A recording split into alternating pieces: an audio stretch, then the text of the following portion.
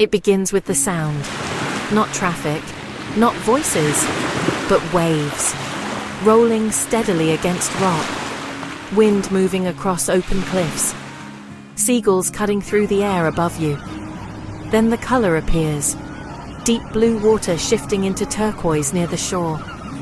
Golden sand stretching between rugged coastline. Fishing villages tucked into corners of the land as if they've always been there. Cornwall doesn't feel like the rest of England. It feels further away. Wilder. Slower. More exposed. Here, the land meets the ocean without compromise. Cliffs drop sharply into open water. Beaches appear suddenly between headlands. And every turn reveals something different. This isn't a city break. It's an escape. For 7 days you don't just travel along the coast. You move with it. We'll break this down day by day. What to do, what to eat, travel tips, where to stay, and the best Get Your Guide experiences. All the links you need are in the description below. Arrival into St. Ives feels like stepping into a postcard. The road winds down toward the coast, and suddenly the harbour appears. Boats resting on the sand, water stretching out beyond. Start your morning with a walk along Porthminster Beach. The sand is soft, the water surprisingly clear, and the pace immediately slows. Follow the path toward the harbour. As you move closer, the atmosphere shifts. Cafes opening, people gathering, the quiet hum of a coastal town coming to life. Mid-morning, explore the harbour itself. Walk along the edge, watch the tide move in and out, and notice how the entire space changes with it. Then head into the narrow streets behind it. Small shops, art galleries, and hidden corners appear as you wander.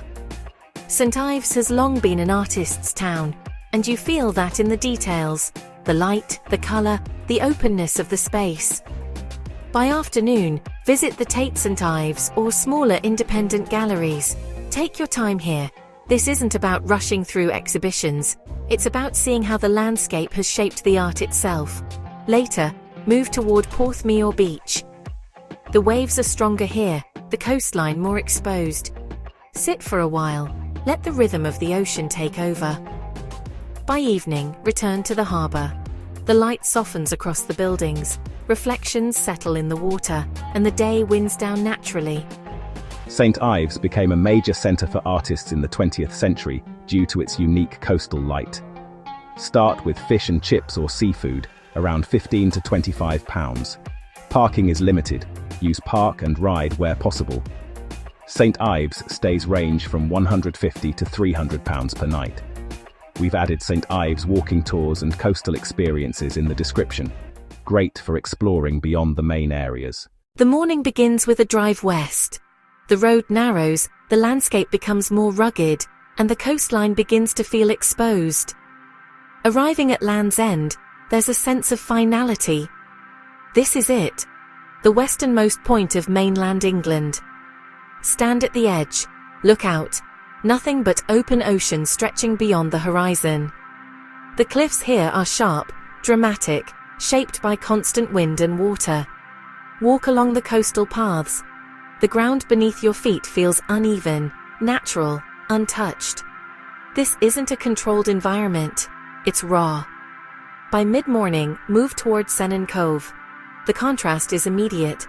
Where Land's End feels harsh, Scenic feels open. A wide sandy beach, waves rolling steadily in, surfers moving across the water. Spend time here. Walk along the shoreline, feel the sand beneath your feet. Watch the ocean change with the light. In the afternoon, follow part of the southwest coast path. This is where Cornwall reveals itself fully. Cliffs, sea, sky, all connected. By evening, stay near the coast. The sunset here feels bigger, wider, uninterrupted. Land's End is one of the most famous coastal landmarks in the UK. Simple coastal meals, around £15 to £25.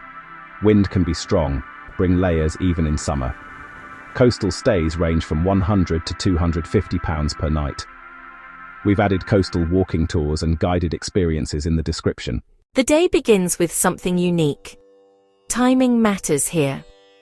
Arriving at St. Michael's Mount, The island sits just offshore, connected by a tidal causeway that appears and disappears with the sea. If you arrive at the right time, you can walk across the causeway. Stone beneath your feet, water on either side. A simple crossing, but one that feels symbolic. Reaching the island, the landscape changes again. Climb slowly toward the castle. The path winds upward, revealing views back across the coast. At the top, the castle stands overlooking everything. Inside, history unfolds. Rooms, stories, layers of occupation over centuries. But it's the view that stays with you. By midday, explore the gardens and lower paths. Then, as the tide shifts, the causeway begins to disappear. The island becomes separate again. Return by boat if needed. By afternoon, explore the surrounding coastline. The area feels calmer, less dramatic, more balanced. By evening, the light reflects across the water again, and the island sits quietly in the distance. St. Michael's Mount has been inhabited for over 1,000 years. Local meals range from £15 to £30. Check tide times before visiting. Access changes throughout the day. Nearby stays range from £150 to £300 per night. We've added St. Michael's Mount tours and coastal experiences in the description. The morning begins with movement. Driving into Newquay, the atmosphere shifts immediately. More energy, more motion. The coastline here isn't still, it's active. Start your morning at Fistral Beach. This is the center of Cornwall's surf culture. Waves roll in steadily, surfers already in the water, moving with the rhythm of the ocean. Walk along the sand first. Feel the scale of the beach, wide, open, exposed. Then move up onto the cliffs. From here you can watch the waves properly. Sets building, breaking, reforming again. Mid-morning, explore the surrounding coastline. Follow short sections of the southwest coast path. Each viewpoint reveals something slightly different. A new angle, a different stretch of water, a shift in light. By midday, head back toward the town. Newquay itself feels busier than the villages you've already seen. Shops, cafes, movement, but still shaped by the coast. In the afternoon, if you want to step further into it, try a surf lesson or spend time near the water. Even just sitting near the shoreline feels different here. More energy, more movement. By evening, head to a viewpoint along the cliffs. The light fades across the water again, but the waves keep moving. This part of Cornwall doesn't slow down, it flows. Newquay is widely considered the surfing capital of the UK.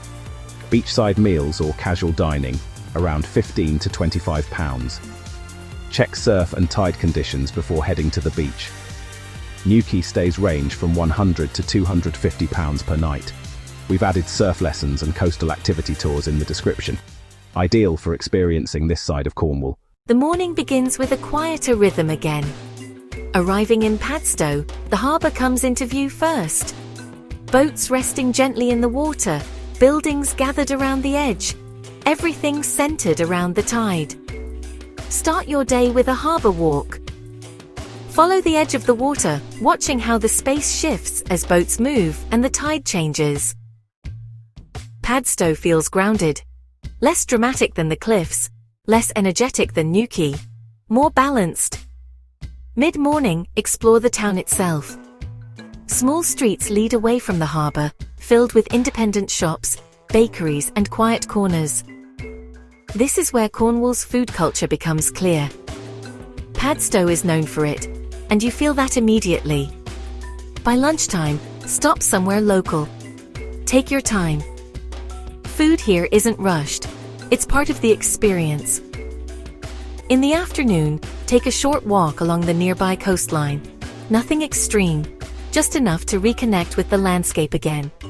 By evening, return to the harbour. The light reflects across the water, and the entire town settles into a slower pace. Padstow became famous for its food scene, particularly seafood, thanks to its coastal location. Seafood dishes or local specialities, around £20 to £40. Book restaurants in advance, especially during peak season. Padstow stays range from £150 to £300 per night. We've added food tours and harbour experiences in the description, perfect for exploring Padstow properly. The drive north feels different again. The coastline becomes more rugged, more exposed.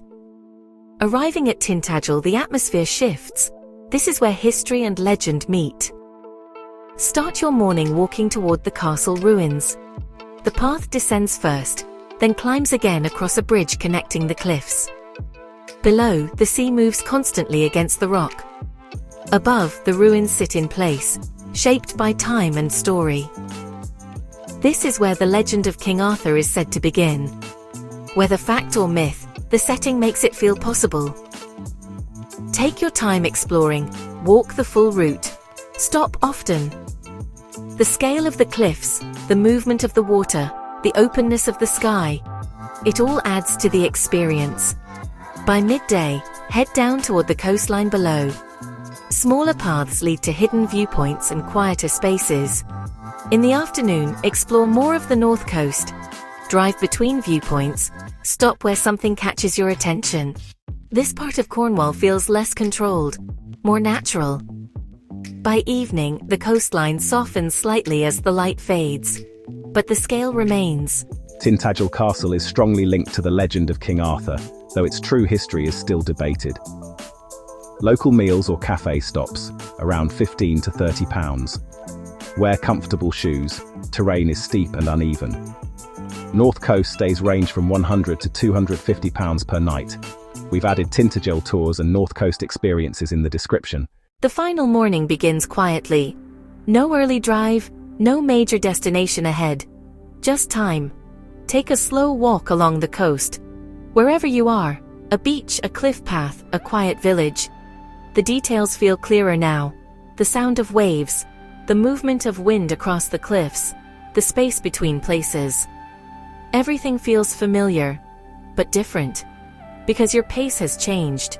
You're not moving through it quickly anymore. You're part of it. Stop for a final cafe. Sit for a while. Let the experience settle. By midday, begin the journey out. The roads widen again. The pace begins to return. But the feeling stays. Cornwall has over 400 miles of coastline. A simple breakfast or cafe stop, around £8 to £15. Allow extra time for travel. Coastal roads can be slow. Final stays range from £100 to £250 per night. We've added flexible experiences and extensions in the description if you want to continue your journey. From cliffs shaped by the ocean, to quiet villages resting by the water. From movement, to stillness.